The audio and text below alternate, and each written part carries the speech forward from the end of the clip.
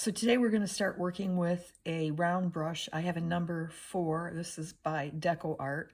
It doesn't really matter what brand you're using. As long as you've got some bristles that come together as a point right at the end. You need a nice sharp point. The bristles are firm enough that you get a nice snap, if you can see that.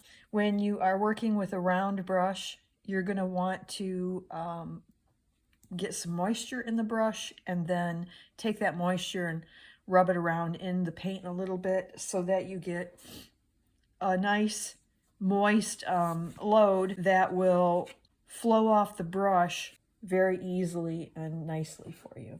All right, so for starters, I'm going to just put it at a little bit of an angle, about 45-degree angle. I'm going to set the tip down just on the very, very tip. I'm not going to push, and I'm going to draw a line. So you can see how nice and smooth and sharp that line can be. Now this time, I'm going to set the tip down on the paper. I'm going to put a little pressure on it, and then I'm going to drag it across. So now you can see I have a much larger line. And if I continue to do this process, giving more and more pressure with each time I stroke, then you'll see that the line gets wider and wider.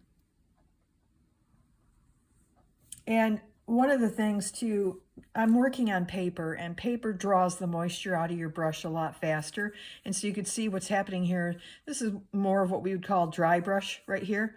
Dry brush leaves little streaks, which we use as a technique. So I just want to point that out for you right now. So one of the nice things about a round brush is that if you hold the brush in a different angle, I'm going to this time point the handle towards the ceiling. This time I'm going to set the tip down and drag it across, and you can see that there's a little bit more of a wave in it.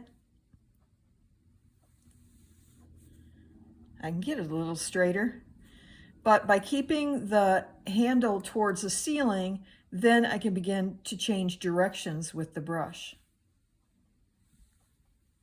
which is something that you can't easily do with another brush, and you can't easily do it if you're holding it this way. If I hold it this way and I try to do the same thing, this will become my result.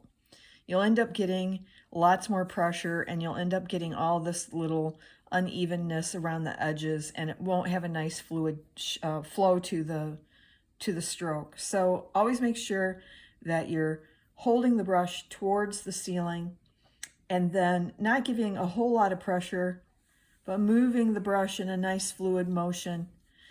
That allows the bristles to move in any direction without causing drag, which is what happened here.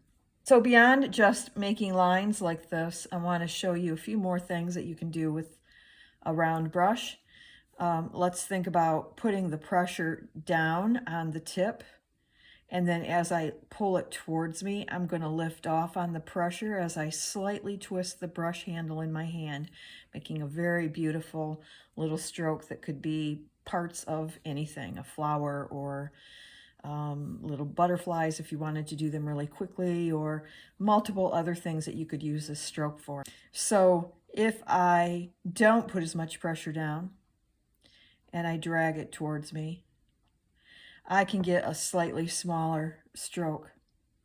If you want to do smaller strokes, I would recommend a smaller round brush because it becomes increasingly more difficult the tinier you try to get that nice crisp point that you have at the end, because the brush is kind of big for that. But at least you could see there is a variation. You can change by how much pressure you put down on the brush. Now I'm going to do what we call double loading. Right now I have red on the bulk of the brush, and on the tip I have a blue. So if I double load the brush and I drag it back like that, the two colors will tend to blend a little bit right in the middle with the blue, and I'm going to tip it here with the red. Put some pressure down, pull the brush towards me and up while I twist with the handle. And you can see how those colors are blending, so that now you have something that's maybe a little more interesting than just one color flat. So in addition to that, then let's go one step further on how much pressure and what we do with the handle. If I push down and I wiggle the handle back and forth, see, I'm just slightly twisting it in my fingers, the bristles begin to fan out. And I could push it slightly forward and then pull it back. And again, I'm twisting and turning to get that nice little tip on the end, bringing all the bristles back. You can see that's a much wider stroke. It's got this nice little deckled-like edge to it. And now if I try to do that same stroke, and I'm going to double load it this time, which means I've loaded it with red, and then I'm tipping it with some blue.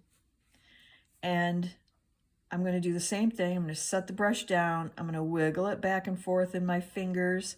It's just twisting, really twisting. I'm rolling it between my finger and my thumb. And then I'm going to push that slightly forward to offload a little bit more of that blue. And as I pull it back, I'm going to pull the bristles up and twist up to a point. And now look at the difference when you have two colors loaded on your brush as opposed to one color loaded on your brush. You get the same sort of feathered edge, and yet you've got way more definition in the actual stroke that you've created. So if you were to then think about how do you put those together to create something else. And so let me just put another one right here. And remember, each time you load the brush, you're going to get a slightly different look because you're going to get different amounts of your two colors.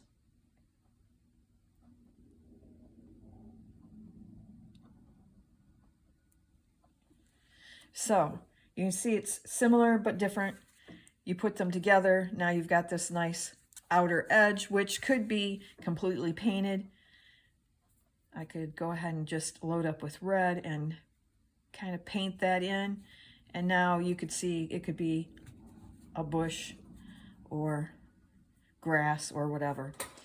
It could also be flower petals or whatever your imagination allows you to think of. It could be actually a tree line.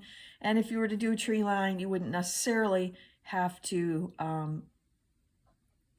worry so much about the way you are picking it up, because then you would eventually paint over the bottom anyway. But if I continue to do the same stroke over and over again, I will have a nice, interesting little tree line at the end.